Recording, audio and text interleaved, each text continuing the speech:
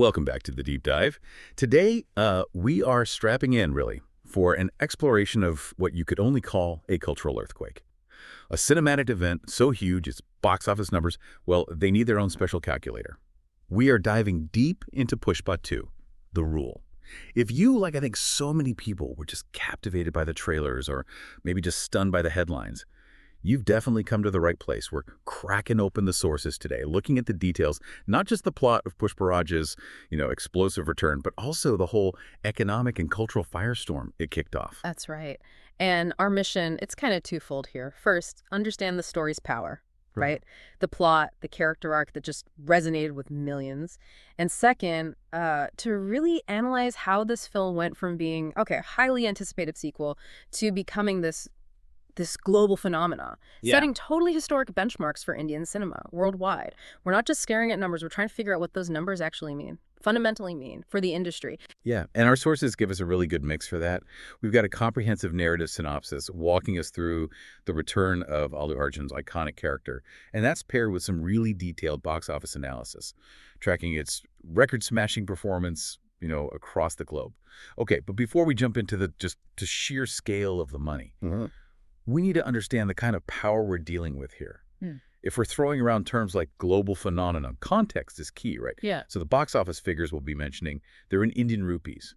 And 1 crore is 10 million rupees. So when you hear numbers like hundreds of even thousands of crore, yeah, we're talking truly astronomical sums. Indeed, that context is vital because the scale of this success, it often gets lost in translation, financially speaking. We're talking about collections that seriously rival or even exceed the total worldwide earnings of many major Hollywood blockbusters, and achieved in like a fraction of the time. That's the crucial part. Okay, let's unpack this, starting with the story.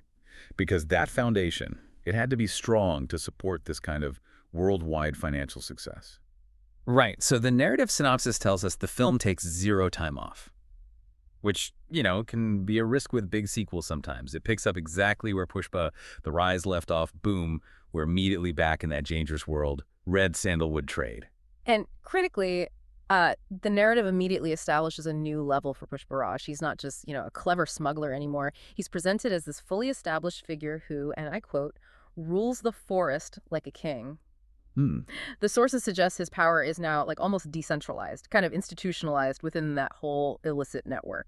That phrase really jumps out, rules the forest like a king. What does that actually look like in the story? Did the synopsis give details? Is he like a benevolent ruler or just the toughest guy around? Well, the sources position him as complex, definitely complex. He maintains his ruthless control over the smuggling, yes, but the core conflict, it's expanded. It's way beyond just dodging the cops now.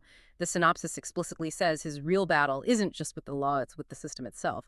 And that's the key thematic upgrade, I think. He represents the marginalized rising up against these corrupt established power structures. It's a theme with huge universal resonance, right? Right, that immediately elevates it. From a personal fight to something more epic, systemic. Yeah. You can't have Pushpa without his nemesis. Father Sasil's character, Bhanwar Singh Shekhawat, he's back. What's his motivation this time? Is it just doing his job or is it more So it's deeply personal. The synopsis really emphasizes that. Shekhawat is driven by, well, pure humiliation from their last encounter. He's burning for revenge. So this isn't just cop versus criminal. Right. No, it's framed as a deadly power war, a clash between Pushpa's individual defiant power and, quote, the corrupt forces trying to destroy him. And Shekhawat really embodies those forces. Okay, so if Pushpa is fighting this huge corrupt system, how does the story keep the audience on his side? I mean, he's still technically a criminal, right? Does it position him more as a symbol? Precisely. Yeah, that's exactly it. The story works hard to position him as much more than just a successful criminal. Yeah. Amidst all the chaos, the betrayal, the, bloody fights, he has to protect the people who depend on him. He has to prove he's not merely a smuggler, but the voice of the jungle. That symbolic role, the protector of the common man against overwhelming corruption, that's why the character connects so deeply across cultures, across borders. And what about Shravali, Rashmika Mandanna's character? The source material mentions she has a stronger role this time. But is there a risk there? If she's his emotional anchor, does the sequel maybe make her too vulnerable? Or does she have her own agency in this new power dynamic? The emphasis seems to be strongly on her agency. Yeah. The sources state she stands by Pushpa, but not just as some vulnerable love interest. She's described as his heart and his strength. She reinforces his drive, provides that emotional grounding, keeps his fight feeling legitimate to his people. She seems pretty foundational to his ability to, keep going, to rise again. Speaking of rising again, Yes. the film obviously builds to a massive climax, right? Right, absolutely. The conclusion involves Pushpa, quote, rising from ashes. So. It's designed to fully showcase that core, defiant attitude of his. And this is where the narrative really lands its core message, encapsulated perfectly in that iconic line, Dagad lay. What's fascinating here is how that line, which basically means Pushpa never bows down, it isn't just a cool catchphrase. The source material confirms it became this sort of cultural war cry. It embodies the whole theme, the individual fighting against overwhelming, corrupt systems. And that set the perfect stage, really, for the absolutely mind-boggling economic success that followed. Right, so the story lit the match, but the release, the scale of it, that turned it into a full-blown inferno. And here's where it gets really interesting, because these numbers are just staggering. The financial success of Pushpa 2, it wasn't just a hit movie, it was a phenomenon. It completely redefined what an opening weekend or even an opening week could look like. Let's talk speed first. The film broke records from day one, literally day one. Our source material highlights this incredible pace.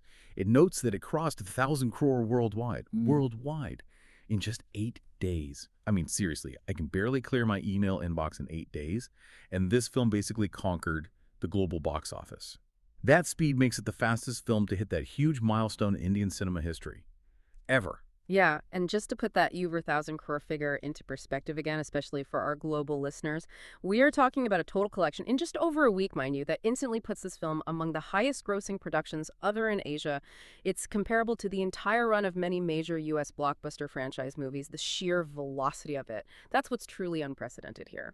And when we look at the final totals, the sources confirm the figures are just astronomical.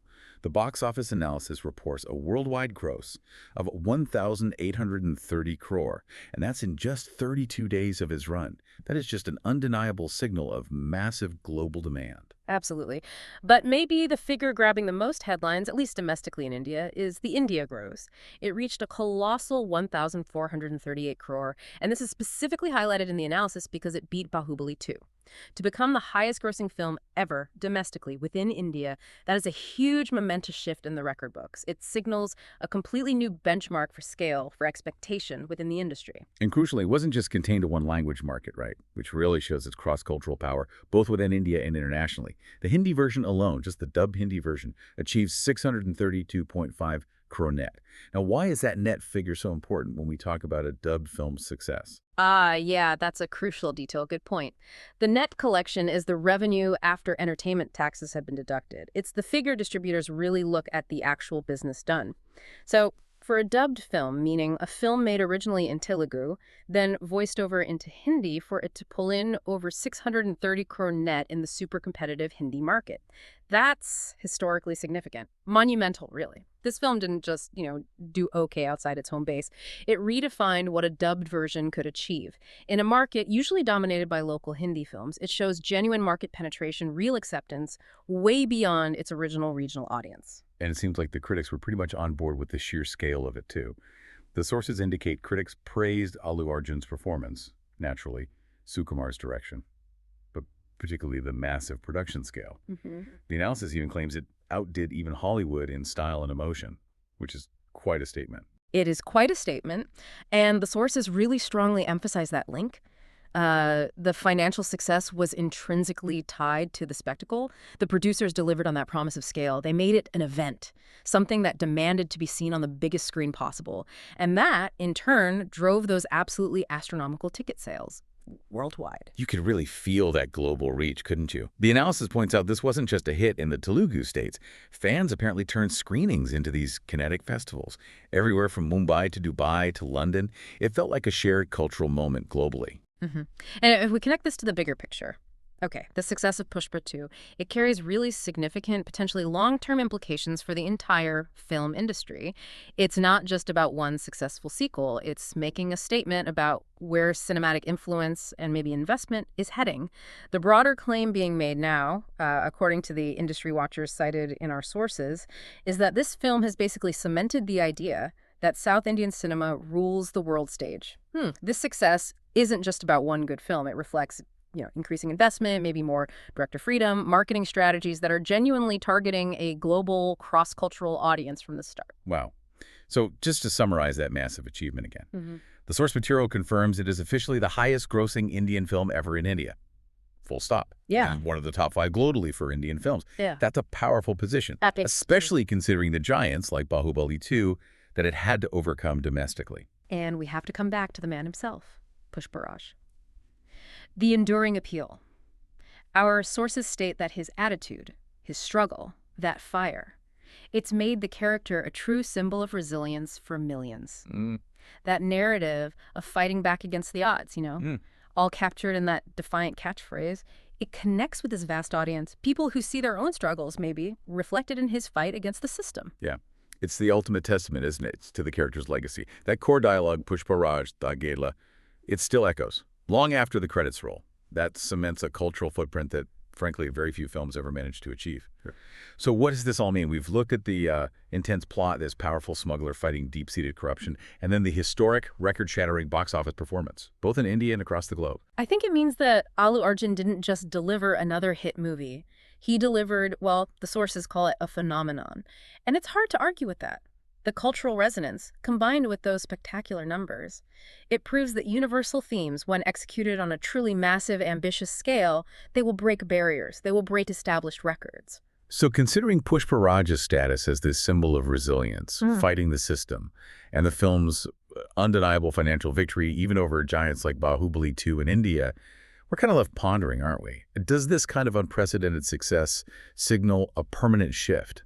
A shift in where the most influential, the most commercially dominant, and maybe the most symbolically powerful cinematic stories are originating from in the global market? And that's the big question this deep dive leaves for you to consider as the industry keeps evolving.